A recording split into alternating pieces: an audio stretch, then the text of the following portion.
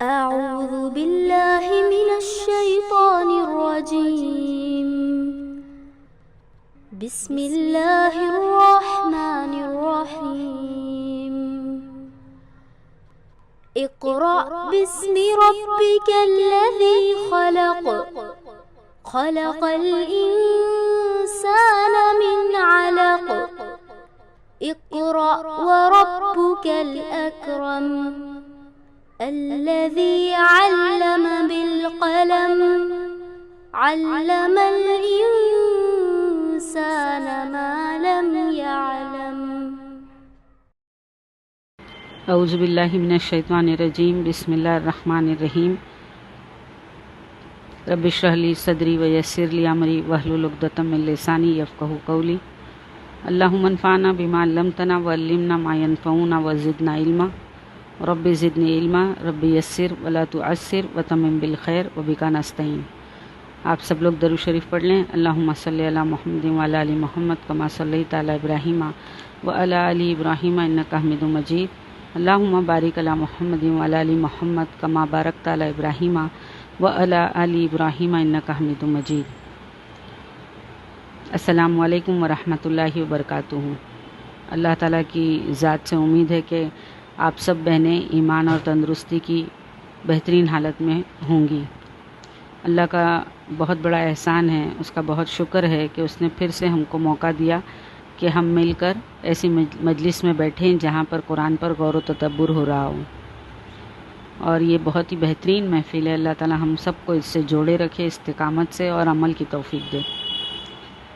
انشاءاللہ آج ہم سورہ شعراء کا 6واں رکوع دیکھیں گے، آیت نمبر 104 سے 123 تک انشاءاللہ. نحمدہ نستعینہ ونصلی علی رسولہ الکریم. اما بعد،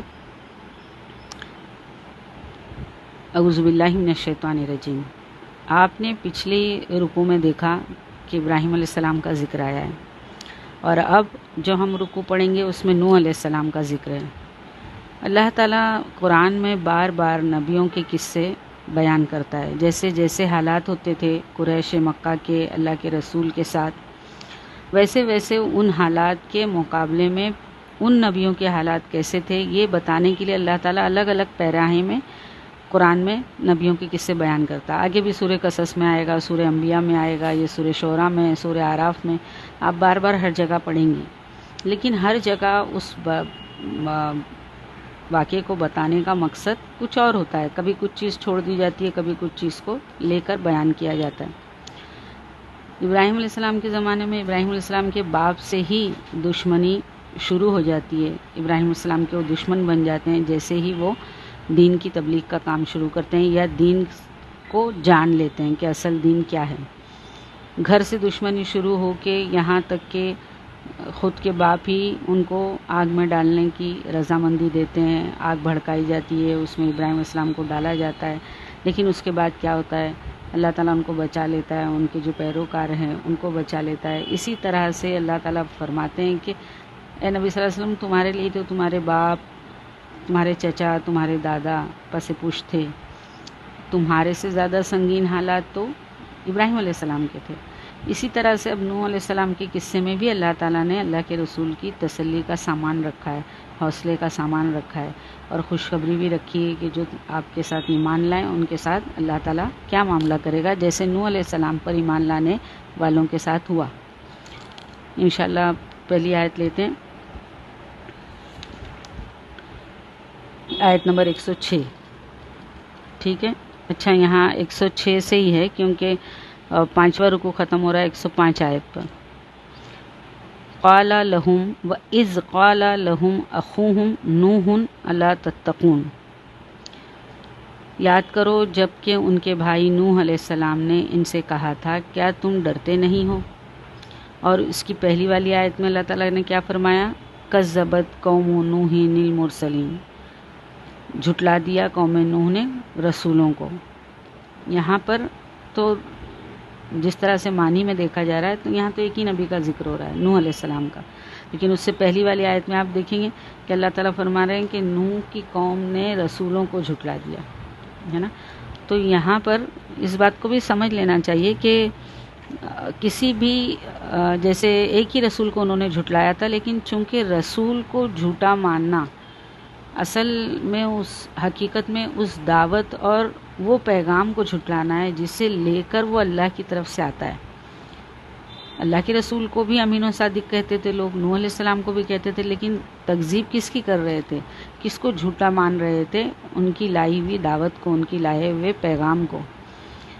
تو اس لیے جو شخص یا گروہ کسی ایک رسول کا بھی انکار کر دے، وہ اللہ تعالیٰ کی نگاہ میں تمام رسولوں کا منکر ہے۔ یہ ایک بہت بڑی حقیقت ہے جسے قرآن میں جگہ جگہ مختلف طریقوں سے بیان کیا ہے۔ یہاں تک کہ وہ لوگ بھی کافر ٹھہرائے گئے ہیں جو صرف ایک نبی کا انکار کرتے ہوں اور باقی تمام انبیاء کو مانتے ہوں۔ اس لیے کہ جو شخص اصل پیغام کیا تھا؟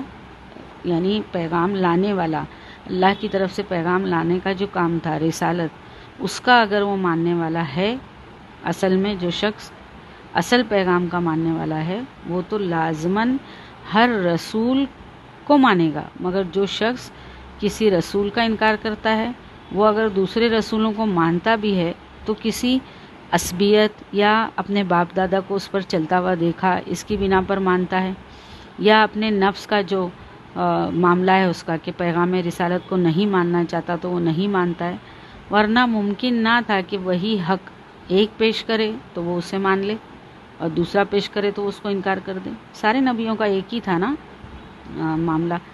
کیا تھا ان کا کام؟ اللہ کے احکامات کو اس کے بندوں تک پہنچانا۔ ایک اللہ ہے، یہ واحد، اس کا پیغام لے کر لوگوں تک پہنچنا۔ اگر کوئی ایک رسول کو مانتا ہے اور باقی رسولوں کو نہیں مانتا تو اصل میں اس نے اللہ کے جو رسولوں کا جو کام تھا اس کو جھٹلایا، ورنہ ایسا ہو ہی نہیں سکتا کہ ایک رسول بھی وہی کام کر رہا ہے، دوسرا رسول بھی وہی کام کر رہا ہے اور لوگ اس کی تکذیب کریں، کسی کو مانیں اور کسی کو نہ مانیں۔ اور ہم کو بھی یہ بات یاد رکھنی چاہیے کہ تمام نبیوں پر ایمان لانا یہ ایمان کا حصہ ہے۔ آدم علیہ السلام سے لے کر اللہ کے رسول تک تمام کتابوں پر ایمان لانا ہمارا ایمان کا حصہ ہے، لیکن آپ فالو کس کو کرنا ہے؟ ویلڈ کون سی بک ہے؟ صرف قرآن۔ تو یہاں پر اسی بارے میں بات آ رہی ہے کہ انہوں نے رسولوں کو جھٹلایا۔ اب یہاں پر بات آ رہی ہے کہ ان کے بھائی نے ان کو جب کہا کیا تم ڈرتے نہیں، یہاں پر آئی نا بات، جبکہ ان کے بھائی نوح نے ان سے کہا تھا کیا تم ڈرتے نہیں ہو۔ یہاں پر جو بھائی آیا ہے اس کا مطلب کیا ہے کہ وہ قومی اخوت، یعنی قومی جو بھائی چارہ ہوتا ہے، بھائی بندی ہوتی ہے، جو عصبی بھائی بندی ہوتی ہے، وہ یہاں پر ظاہر ہو رہی ہے کہ ایک ہی قوم کے سارے لوگ آپس میں بھائی بھائی ہیں، اسی لیے یہاں پر ان کو بھائی کہا گیا، اور اس لیے بھی کہا گیا کہ انہی کی قوم کے ایک وہ فرد تھے۔ اب یہاں پر پوچھ رہے کیا ہیں، دیکھیے نوح علیہ السلام، کیا تم ڈرتے نہیں ہو؟ تو پیغمبروں کے بھیجے جانے کا اصل مقصد لوگوں میں تقوی پیدا کرنا ہے، کیونکہ اللہ کا ڈر ہر اچھے عمل کی بنیاد ہوتی ہے۔ اس کے بغیر انسان کی اصلاح ہو ہی نہیں سکتی۔ اس کے لیے ہر جگہ اچھا عمل کرنا آسان ہو جاتا ہے اگر وہ اللہ سے ڈرتا ہے۔ ہر سچویشن میں اچھا بننا آسان ہو جاتا ہے کہ اگر وہ اللہ سے ڈرتا ہے، کیونکہ اگر وہ ڈرتا ہے تو وہ یہ جانتا ہے کہ ہر جگہ میرا رب مجھے دیکھ رہا ہے، تو اس کے لیے اچھا بننا یا اچھے کام کرنا آسان ہو جاتا ہے۔ اور یہ بھی وجہ ہے کہ جب وہ اللہ سے ڈرتا ہے تو اس سے لوگوں کا ڈر ہٹ چکا ہوتا ہے، وہ تنہائی میں بھی اچھا ہوتا ہے اور بھرے مجمع میں بھی۔ وہ چاہے دنیا کی کسی بھی گوشے میں ہو، وہ اللہ کا بندہ ہوتا ہے، چاہے وہ ویسٹ میں چلے جائے، چاہے وہ ایسٹ میں چلے جائے، وہاں کے لوگوں کا رنگ نہیں چڑھتا اس پر، بلکہ وہ اللہ کا بندہ ہوتا ہے۔ اور اللہ کا ڈر اور آخرت کی فکر اگر نہ ہو تو کوئی بھی شخص اصل معنوں میں اچھا نہیں ہو سکتا، اور پھر اس کو اصل استقامت بھی نہیں مل سکتی۔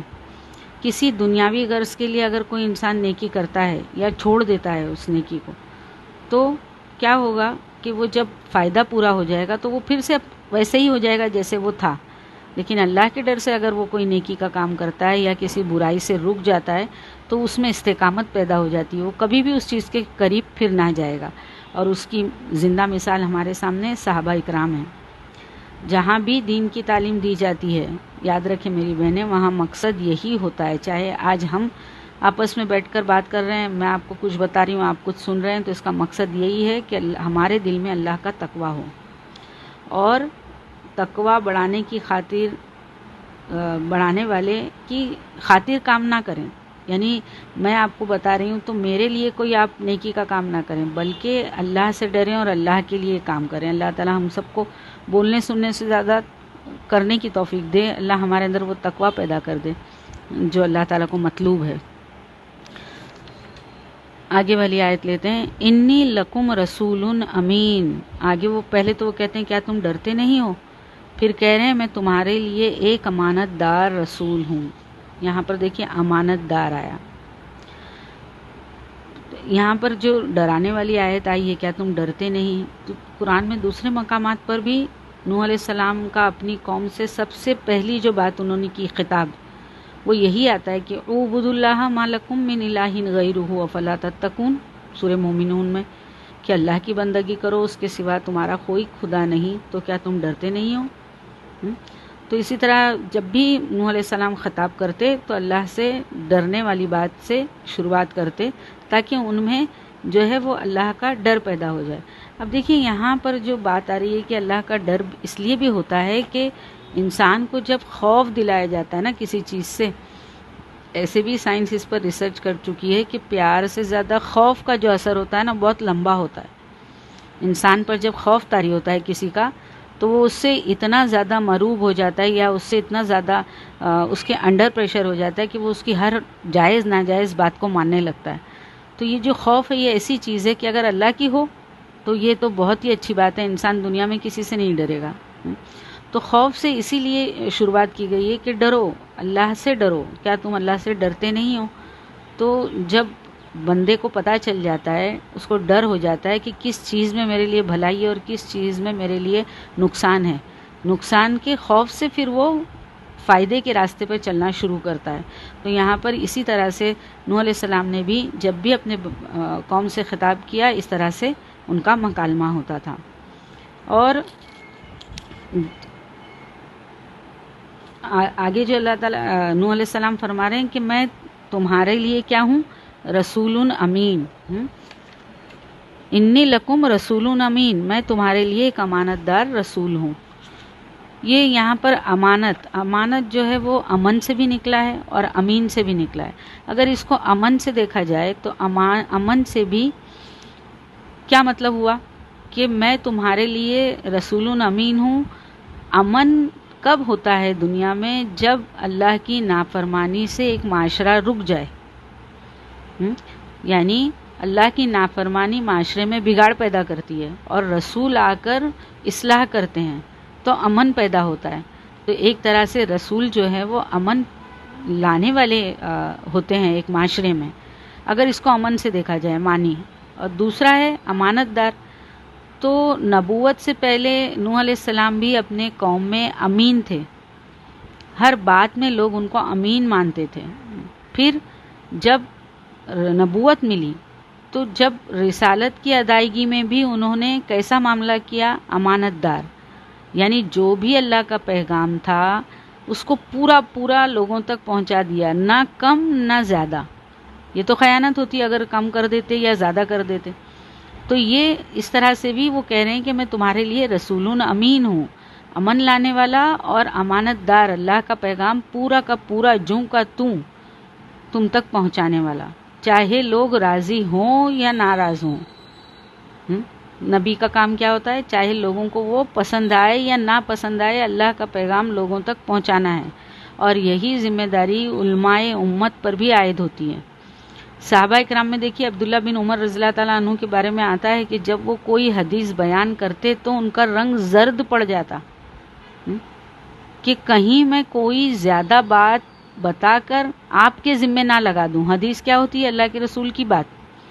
تو اللہ کے رسول کی بات بھی جوں کی توں لوگوں تک پہنچانی چاہیے، نہ اس میں کم نہ زیادہ. تو پھر اللہ کا معاملہ کیسا ہوگا؟ سوچیں آپ، کیا نبی کچھ ایسا کر سکتے ہیں کہ اپنی طرف سے کچھ گڑ لائیں؟ تو عبداللہ بن عمر کا معاملہ کیا تھا کہ وہ زرد ہو جاتے تھے، یعنی وہ اتنے خوف زدہ ہو جاتے تھے کہ میں جو بات بتا رہا ہوں کہیں اس میں کچھ زیادہ ہو گیا تو میں نے تو اللہ کے رسول کے نام پر لگا دی وہ بات. تو یہ ڈر بہت زیادہ ہونا چاہیے، کیونکہ دین کی بات اتنی ہی بتانی چاہیے ہم کو بھی. علماء کا تو کام ہے، آج کے زمانے میں ہم دیکھتے ہیں کئی علماء ایسے ہیں جو لوگوں کی من پسند فتاوے دیتے ہیں. لوگ اپنے آپ سے کوئی گناہ بھی کر بیٹھتے ہیں تو ایسے ایسے فتوے آ جاتے ہیں جس سے وہ اپنے آپ کو بری سمجھنے لگتے ہیں، یا پھر اپنی گدی بچانے یا پھر اپنے آستانے کو چمکانے وہ اپنی طرف سے کوئی نئی بات بھی دین میں پیش کر دیتے ہیں، جبکہ یہ بہت بڑا کبیرہ گناہوں میں سے، اس کی معافی نہیں ہے. تو ہمارا بھی کام کیا ہے کہ دین کی باتیں اتنی ہی بتانی چاہیے جتنا معلوم ہے، ورنہ کیا ہو جائے گا، یہ معاملہ خیانت والا ہو جائے گا. اور حدیث ہے اللہ کے رسول کی، اس کا مفہوم آپ کو بتا رہی ہوں، اللہ اس کو تر و تازہ رکھے جس نے میری کوئی بات سنی، اللہ کے رسول فرما رہے ہیں، پھر اس کو یاد رکھا اور پھر اس کو ویسے ہی آگے پہنچایا جیسے سنا تھا. اللہ تعالیٰ اس کو تر و تازہ رکھے. اگر اللہ کے رسول اس کے لیے دعا کر رہے ہیں تو کتنی بڑی بات ہے. تو بہت زیادہ خیال رکھنا چاہیے کہ جب ہم کسی کو قرآن کی کوئی بات بتائیں یا اللہ کے رسول کی کوئی بات بتائیں تو اس کی امانت داری کا خاص خیال رکھیں. اس کے آگے والی آیت ہے 108، فَاتَّقُوا اللَّهَ وَأَطِیعُونِ، لہٰذا تم اللہ سے ڈرو اور میری اطاعت کرو. اب یہاں پر بات آ رہی ہے میری اطاعت کرو، اللہ سے ڈرو اور میری اطاعت کرو. آپ اس کو لازم اور ملزوم سمجھیں کہ نیک عمل صالح کب ہوگا؟ جب اللہ پر ایمان لایا جائے گا. اور طریقہ کیا ہوگا وہ عمل کرنے کا؟ نبیوں کا. تبھی وہ عمل جو ہے کسوٹی پر پورا اترے گا. تو اللہ تعالیٰ یہ کہہ رہے ہیں نوح علیہ السلام اپنی قوم سے کہ میرے رسول امین ہونے کا لازمی تقاضا یہ ہے کہ تم دوسرے سب مطاعوں کی اطاعت چھوڑ کر، یعنی جو بھی جس کو بھی تم اطاعت کے قابل سمجھتے ہو ان سب کی اطاعت، یعنی ان کو فالو کرنا چھوڑ کر صرف میری اطاعت کرو، اور جو احکام میں تمہیں دیتا ہوں ان کے آگے سر تسلیم خم کر دو، یعنی جھک جاؤ اس احکام کے آگے، کیونکہ میں خدا وند عالم کی مرضی کا نمائندہ ہوں، اس نے مجھے بھیجا ہے، اور میری اطاعت خدا کی اطاعت ہے. میری نافرمانی میری ذات کی نافرمانی نہیں ہے بلکہ ڈائریکٹلی اللہ کی نافرمانی ہے.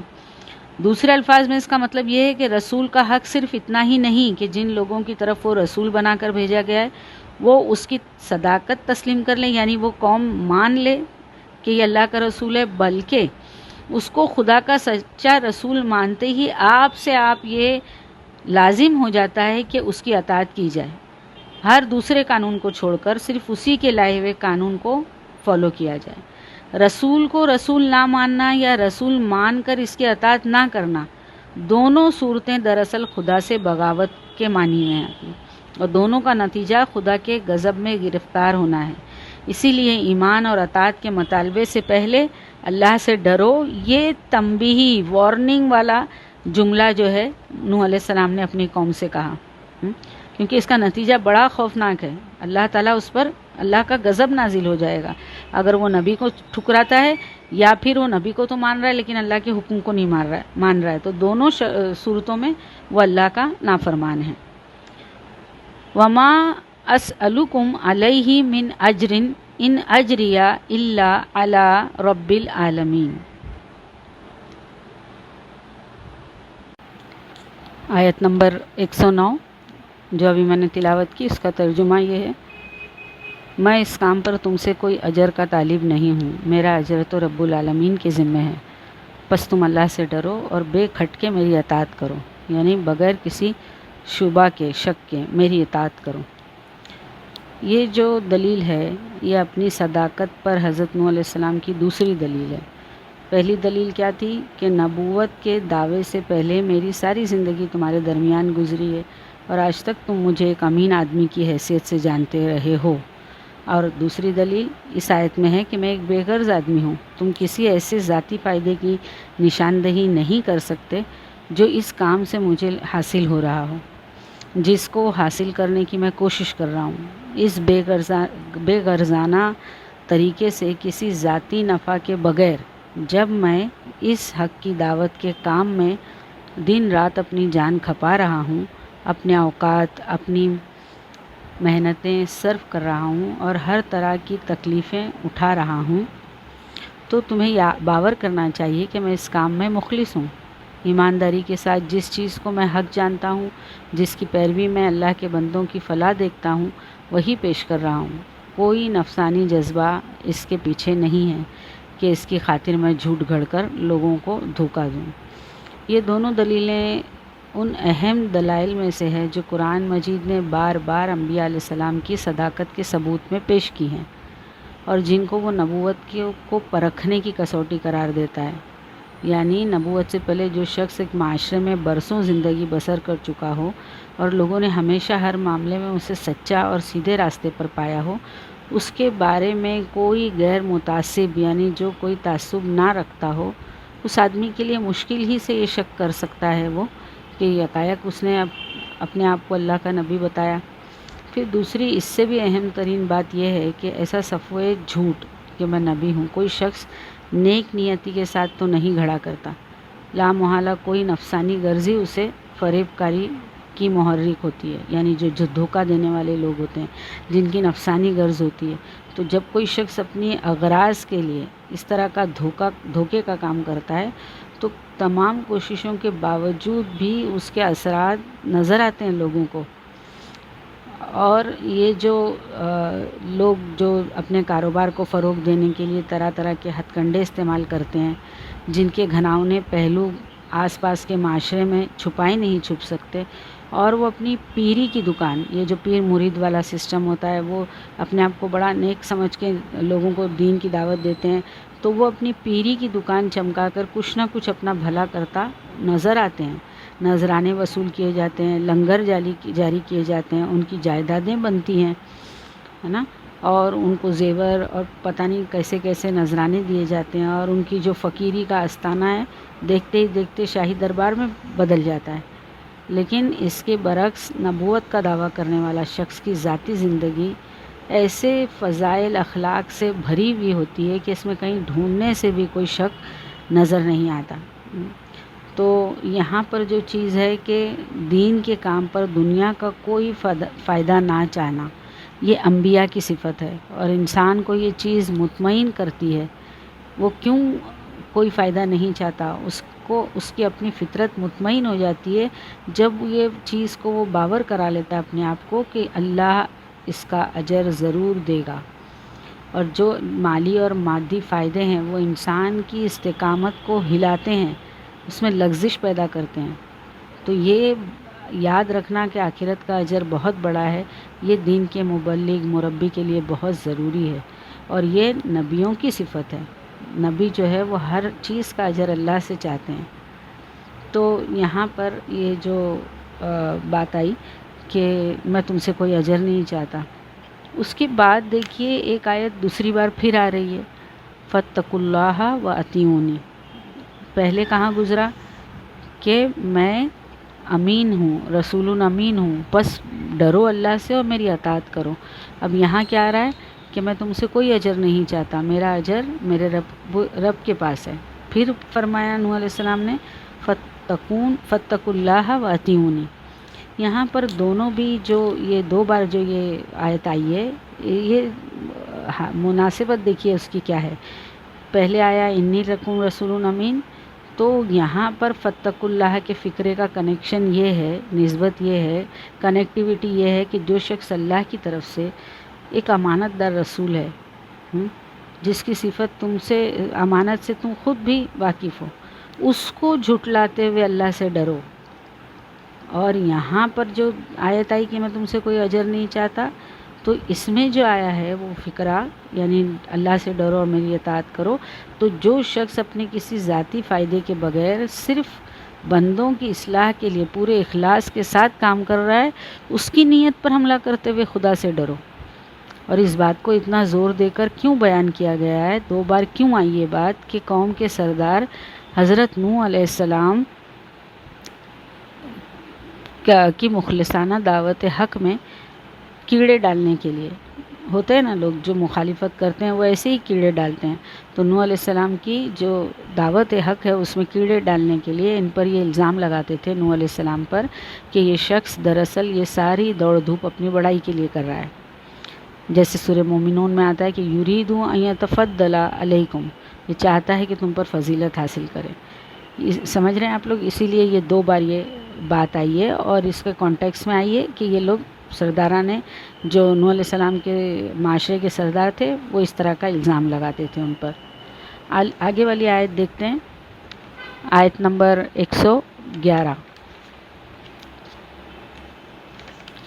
قالوا انؤمن لك واتبعك الارذلون، انہوں نے جواب دیا، دیکھیے ابھی مکالمہ کیسے وہ بہانے ڈھونڈ رہے ہیں دعوت کو قبول نہ کرنے کی۔ انہوں نے جواب دیا، کیا ہم تجھے مان لیں حالانکہ تیری پیروی رذیل ترین لوگوں نے اختیار کی ہے۔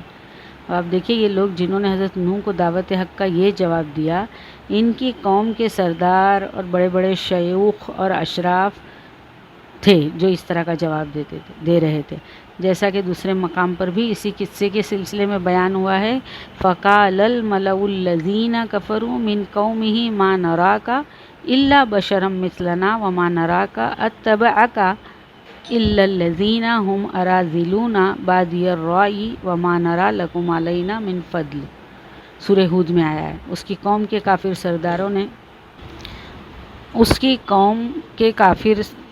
سرداروں نے کہا، ہمیں تو تم اس کے سوا کچھ نظر نہیں آتے کہ بس ایک انسان ہو ہم جیسے، اور ہم دیکھ رہے ہیں کہ تمہاری پیروی صرف ان لوگوں نے بے سمجھے بوجھے اختیار کر لی ہے جو ہمارے یہاں کے اراذل ہیں، اور ہم کوئی چیز بھی ایسی نہیں پاتے جس میں تم لوگ ہم سے بڑے ہوئے ہو۔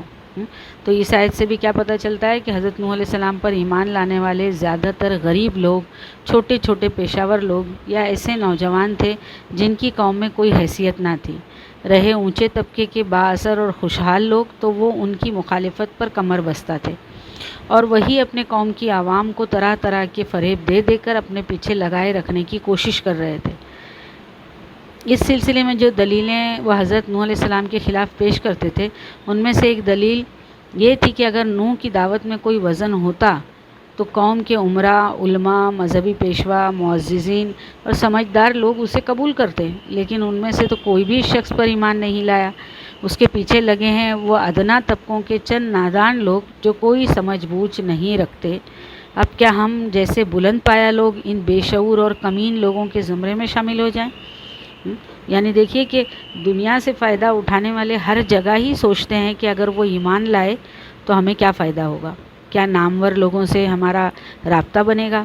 دنیا کی محبت رکھنے والے ہر چیز کو اسی پرسپیکٹیو میں دیکھتے ہیں، کیا مادی فائدہ ہوگا، ہمارے کانٹیکٹس کن لوگوں کے ساتھ بڑھیں گے، ہمیں ان لوگوں کی کمپنی سے کیا حاصل ہوگا، ہمارے مددگار کون ہوں گے۔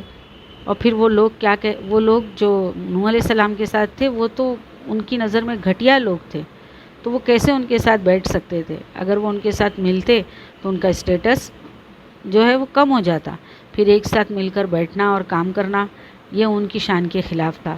تو یہ چیز جو دنیا کا فائدہ ہے ان کو حق کو اپنانے کے راستے میں رکاوٹ بن گئی۔ اب آگے نوح علیہ السلام ان کو اس بات کا کیا جواب دے رہے ہیں، دیکھیں آیت نمبر 112، قال وما علمی بما کانوا یعملون۔ نوح علیہ السلام نے کہا، میں کیا جانوں کہ ان کے عمل کیسے ہیں، ان حسابہم الا علی ربی لو تشعرون، ان کا حساب تو میرے رب کے ذمے ہے، کاش تم کچھ شعور سے کام لو۔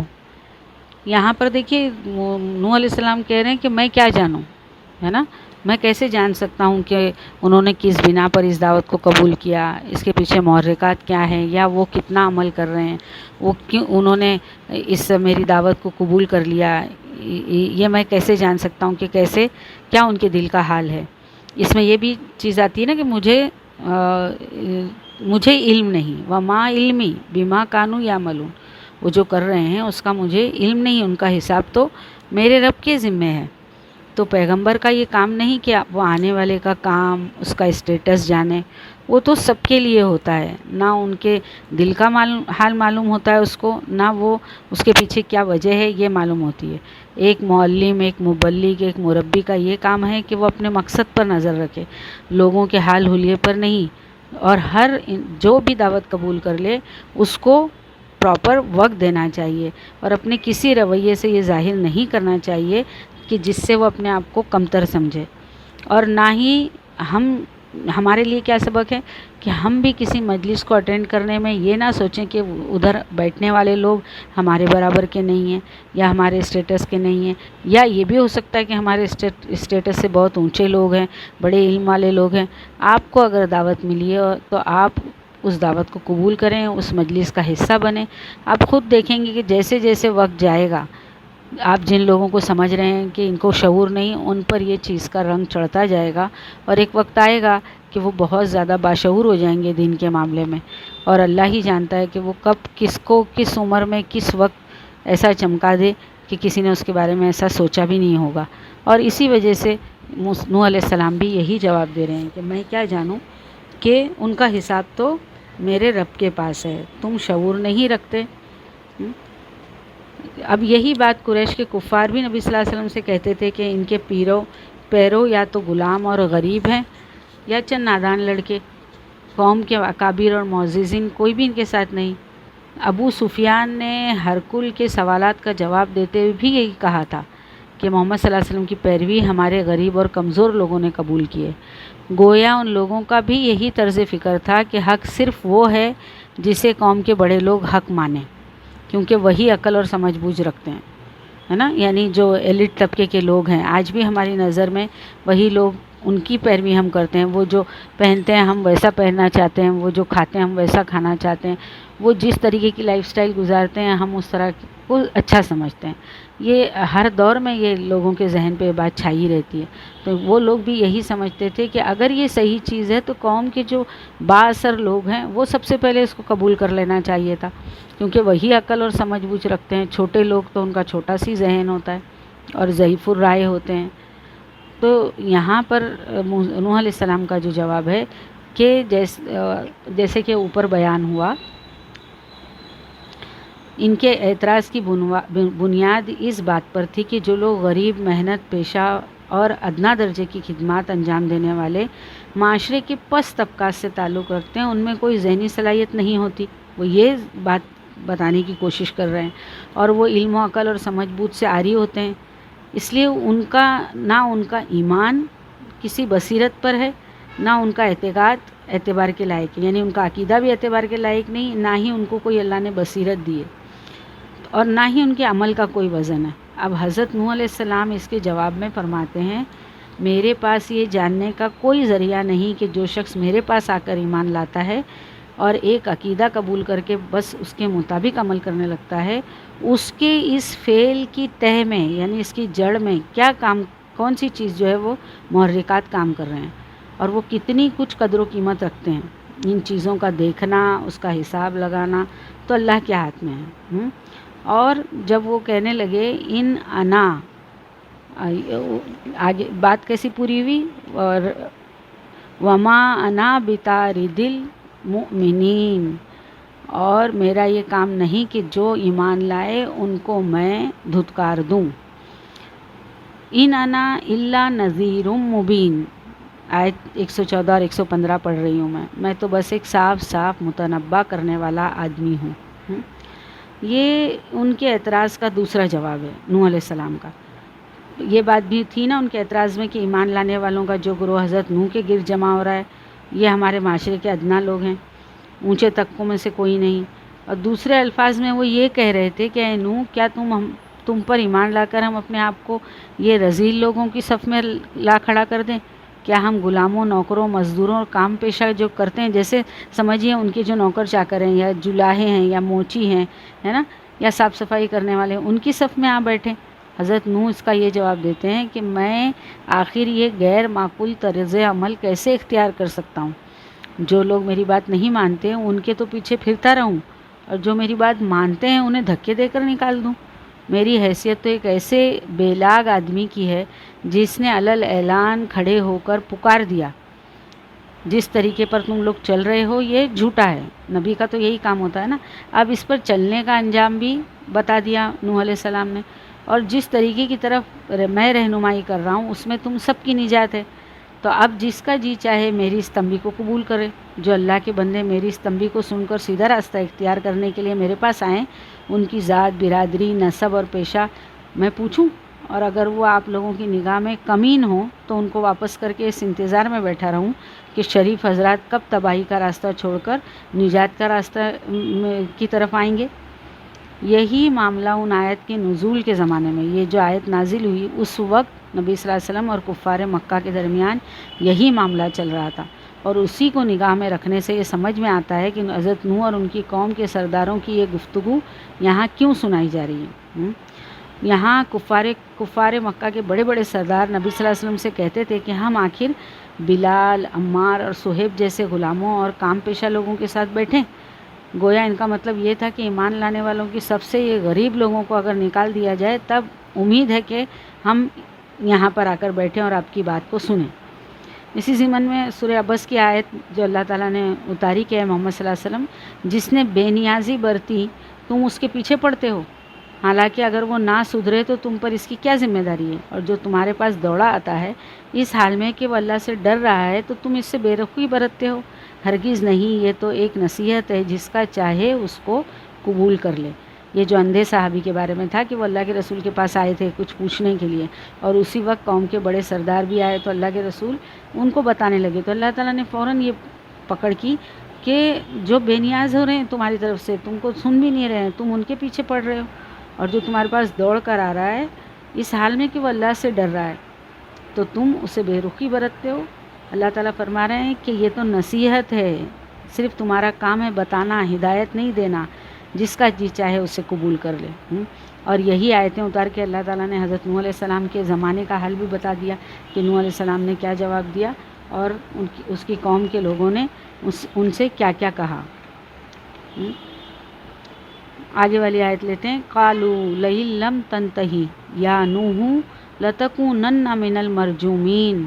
اب دیکھیے پھر یہ جو ہر دور میں جو نبیوں کے ساتھ ہوتا ہے ڈرانا، جیسے فرعون نے بھی ڈرایا تھا، اور اب ابراہیم علیہ السلام کو ڈرایا گیا، اور اب نوح علیہ السلام کے ساتھ کیا کہہ رہے ہیں وہ لوگ؟ انہوں نے کہا اے نوح اگر تو باز نہ آیا تو پھٹکارے ہوئے لوگوں میں شامل ہو کر رہے گا۔ نوح نے دعا کی، اس کے بعد کیا ہوا جب یہ لوگوں نے ایسا جواب دیا کہ مرجومین، رجم، پتھروں سے مار کر تجھے ذلیل کر دیں گے، ہے نا؟ تو پھر نوح علیہ السلام نے دعا کی، کیا دعا کی؟ قال ربی ان قومی کذبون۔ نوح علیہ السلام نے دعا کی، اے میرے رب میری قوم نے مجھے جھٹلا دیا، یعنی آخری اور قطعی طور پر جھٹلا دیا، جس کے بعد ابھی کسی کی ایمان لانے کی امید باقی نہیں رہی۔ کوئی شخص اس بات کو، یعنی ہم پڑھ رہے ہیں تو اس کا یہ شبہ میں نہ پڑے کہ پس پیغمبر اور قوم کے سرداروں کے درمیان بات ہوئی جو اوپر بیان ہوئی ہے، اور ان کی طرف سے پہلے ہی جھوٹ کے بعد پیغمبر نے اللہ تعالیٰ کے حضور رپورٹ پیش کر دی اور یہ میری نبوت نہیں مانتے، اب آپ میرے اور ان کے درمیان فیصلہ کر دیں۔ ایسا نہیں تھا۔ کتنے سال نوح علیہ السلام نے کوشش کی ان لوگوں کو دعوت دینے کی؟ 950 سال۔ اور حضرت نوح نے اس زمانے میں پشت در پشت ان کے اجتماعی طرز عمل کو دیکھ کر بار بار ان کا جو مل کر جو ریئیکشن تھا نوح علیہ السلام کی طرف، اس کو دیکھتے ہوئے کیا ہوا کہ نہ صرف یہ اندازہ انہوں نے لگایا کہ ان کے اندر حق قبول کرنے کی کوئی صلاحیت باقی ہی نہیں رہی، بلکہ یہ رائے بھی قائم کر دی کہ ان کی آنے والی نسلوں میں بھی کوئی ایک نیک کام نہیں کرے گا، ایماندار آدمیوں کے اٹھنے کی کوئی امید نہیں ہے کہ وہ ایمان لائیں گے۔ سوچیں آپ کہ 950 برس میں نوح علیہ السلام کو ان کی قوم کی طرف سے کیا ریئیکشن ملا ہوگا، کیسا ان کے ساتھ میں معاملہ کیا ہوگا کہ نوح علیہ السلام نے یہ دعا کی کہ یہ لوگ مجھے جھٹلا رہے ہیں، اور ان کو یہ پوری تصدیق ہو گئی کہ اب کوئی ان میں سے ایمان نہیں لائے گا، جو چند لوگ ایمان لائے تھے اس کے علاوہ۔ اور یہ بھی بات کتنی بڑی ہے کہ نبی کو اس چیز کا بھی اندازہ کہ آئندہ ان کی نسل جب آگے بڑھے گی تو وہ بھی ایمان لانے والے نہیں۔ تو یہاں پر وہی اس کے بارے میں بات آ رہی ہے کہ نوح علیہ السلام نے کیا کہا کہ اے رب اگر تو نے انہیں چھوڑ دیا تو یہ تیرے بندوں کو گمراہ کریں گے، یعنی یہ نسل کے لوگ اگر ان کی آگے نسل چلی تو یہ کیسے لوگ ہوں گے کہ یہ تیرے جو ایمان لانے والے بندے ان کو بھی گمراہ کریں گے، اور ان کی نسل سے جو بھی پیدا ہوگا وہ سخت منکر حق ہوگا۔